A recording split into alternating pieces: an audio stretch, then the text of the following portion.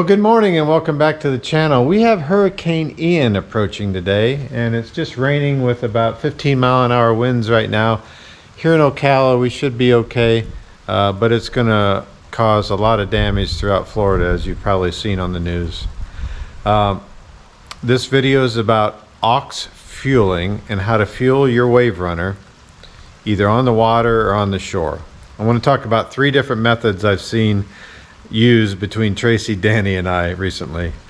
I, of course, use the tried and true method of 2 SureCans, and I use the gravity fed system, i.e. I pick them up and just simply dump them into my Waverunner on the shore. I cannot do it on the water. It's just too far of a reach if you're in 1 or 2 foot seas to ensure that you're not going to spill any gas or you're not going to fall overboard.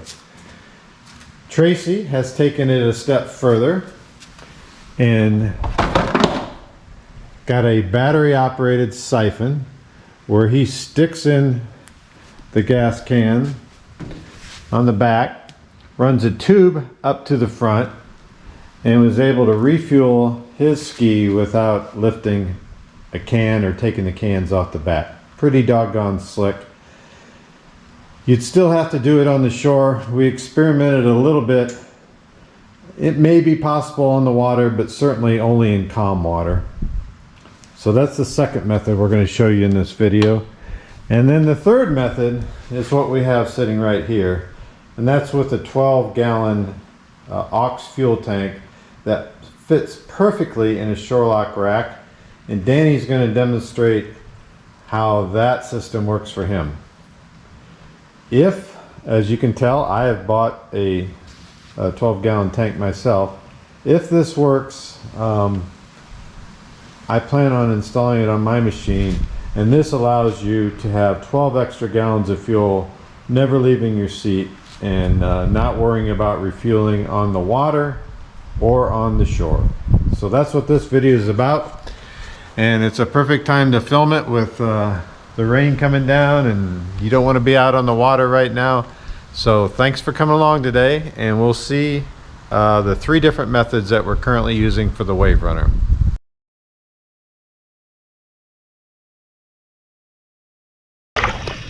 I've come about, I think about 60 miles, so I know it's going to definitely take 5 gallons, no problem. Oh, what the heck. I think I can get the majority of this one in too. We need gas. We're on an inlet off the Atlantic Ocean right now.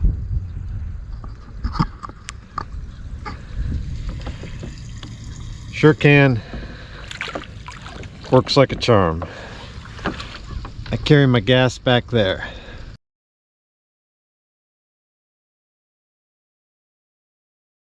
So here is Tracy's method. So what kind of pump is that, Tracy? It's a cheap Amazon pump. Cheap Amazon pump. I think it was less than 20 bucks. Less than 20 bucks. And then he's got some aquarium tubing. I mean, gas tubing. We'll see how this works. Key is the tube goes back that way, so I try to stick it down far enough back in that way. Alright, so he puts the tube in pretty far. This is exciting. Insert. Insert. Turn on. Oh man, there goes the fuel. Boom. As far as we know, it's going into a ski. Look at that, the whole tube is full right now. Yeah. So it's pumping at a good rate.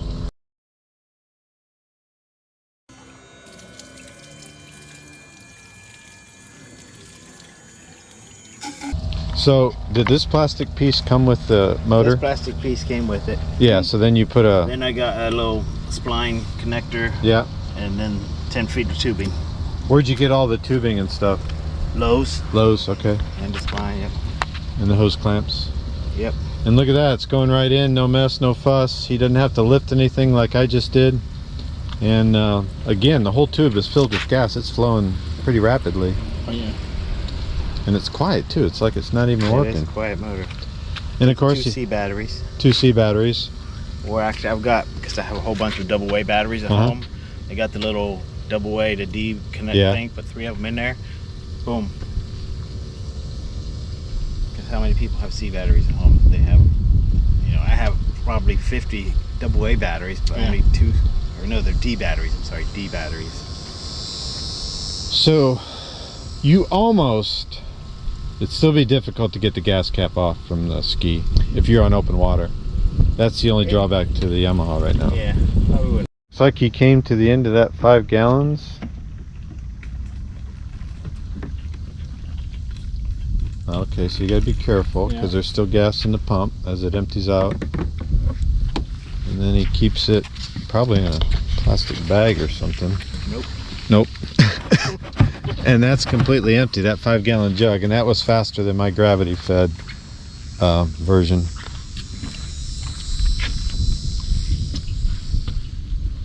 But you could put it in a plastic bag if you wanted to be kind to the environment.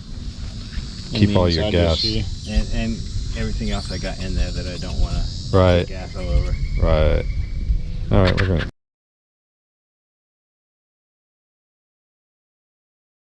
About different fueling methods. I use the gravity method from a SureCan. Tracy is much more advanced. He has his cans on the back, and we saw that he put the tube and filled it right up with electric motor. But now we're going to hear from the Grandmaster himself. Danny, what'd you do here? Alright, so this is a just an auxiliary fuel tank for boats and whatever else. I believe it's a Scepter. Yeah, Scepter. Yeah, Scepter. It's 12 gallon. It actually fits more towards 13 gallons. It's got a gauge right here. It's got the pickup that goes down to the bottom of the tank, and it's hard lined right into the air intake vent on the main tank. So you ran it up underneath? Yes, it's run up underneath. You lose your storage. I'm thinking about drilling a hole right in here, because I don't want to lose the storage. I like having just a little bit of extra stuff in there. So if I do that, I can run a hole right here and it'll come through. What I've done, since I don't use it all the time. Whoops. Okay. Thanks. What I've done, since I don't use it all the time, and it's not, you know, it's a little bit of time to do it. Along this side of the motor, you see it comes down. Yeah. And then I have some, I should probably tighten that up. Yeah, I should tighten it up a little bit more over here. Bring it off the motor a little bit more. But I got the zip ties on there, but they're not tightened down. They're just loosely fit, so I can just run it in and out. Okay. No problem. Without pulling out the bulkhead, you're not going to be able to see it. Right.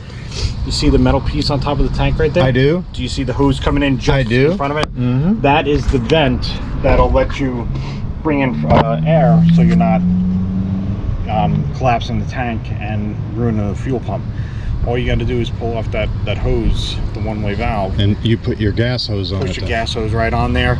It's tight enough that you could just probably throw it on there. I throw a clamp on it just to make sure, and it just siphons right out. You have to make sure you have a full tank. Otherwise, in the main tank. In the main tank, it has to be a full tank. Otherwise, you won't pull the siphon, and then your fuel pump's gonna be fighting trying to get the fuel out of the main tank with no air going back into it. Okay. This here, once it's done, it still acts as the breather for that. It's still sucking fresh air through that tank. Okay. Yep. So when we rode today, I went down, my gas gauge dropped to about 60 some percent, and then I put another 5 gallons in at our stop. Tracy did the same. What happened to your gas gauge, and what were you showing all day? I'm still at 100%. You're still at 100%? Yeah, which I don't, it's going to be a little less because the gauge says I used 14.6. I had 13 in there, so it pulled a little bit off the tank, but there's the tank still showing 100%. All right. So that should be empty to the point where there's just a little bit inside sloshing around that the pickup couldn't get to. Right. Because of where it sits. So this has to drain first. So you're transferring, as the gas leaves this, you're transferring 72 pounds of gas. Yep. Up to the front and out and good, and lighten your back right off the bat. And then you have the OEM tank there with 18 gallons. Yep, still, That's pretty slick, actually. It is. And so you think you're going to drill a hole somewhere in here? Yeah, this one's my wife's machine, which it doesn't matter, whichever. As a matter of fact, I don't even think I've actually used this on mine. Be a good one to experiment with. Yeah. I didn't say that. I don't think I've used this on mine yet. I think it's hers every time. All right. Yeah. And this thing just happens to fit perfectly in a It shore does. lock rack. Who we love shore lock, so. Yeah, no, and it's, I mean, with the strap on here, it shifts a little bit, but it's nice and tight. Yeah.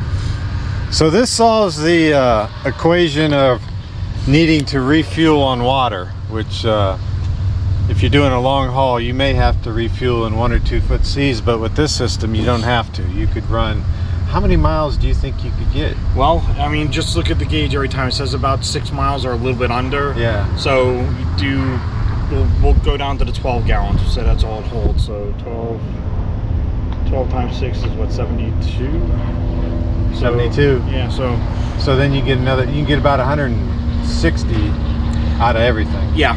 Yep, I'd be safe, say 150, but 160, yep. So you can make an open water crossing of at least 150 safely, you think? I believe so. Do you think so? Yeah. Even Tracy thinks so. All Yeah, right. I think so. And then this would have been perfect on the Okeechobee trip because It would have been.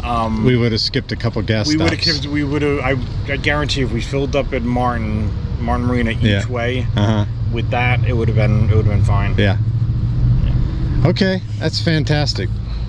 One important addition to what we were just talking about with this gas tank. What is it, Danny? No matter what you're doing with this tank, when it comes to hooking it up and unhooking it, or actually fueling it, is make sure the vent is open on this.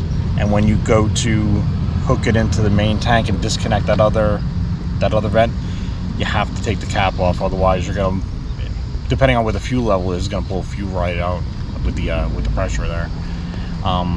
Yesterday I did it. I knew it was down low enough, so it wasn't a problem. But when I pulled that off there without doing the tank, it was the same rush of air you get out of the cap. Oh, okay. So yeah, you have to do it under the caps, and then make sure you're, like I said. So when do you ever shut this? When it's sitting in my garage, Okay, I have it capped off on each side. I don't want the smell going. But anytime it's on the ski, it has to be open. Anytime, especially anytime it's in use, it absolutely. Even if it's empty. Well, yes, if you're still riding and it's hooked up, it has to be open when it's empty because There's pressure in here. no, not the pressure. It's actually pulling the air that would come in the vent that's hooked there. It's pulling the air. It's pulling the air through this. So you still have your vent. It's just coming through this Right. versus where it's supposed to. Oh, that's pretty slick, man. It's pretty slick. So if you have any questions, just put them in the video comments and Danny will hop on there and answer, I'm sure. Wrapping up this video as Hurricane Ian departs the Florida Peninsula just south of Daytona Beach.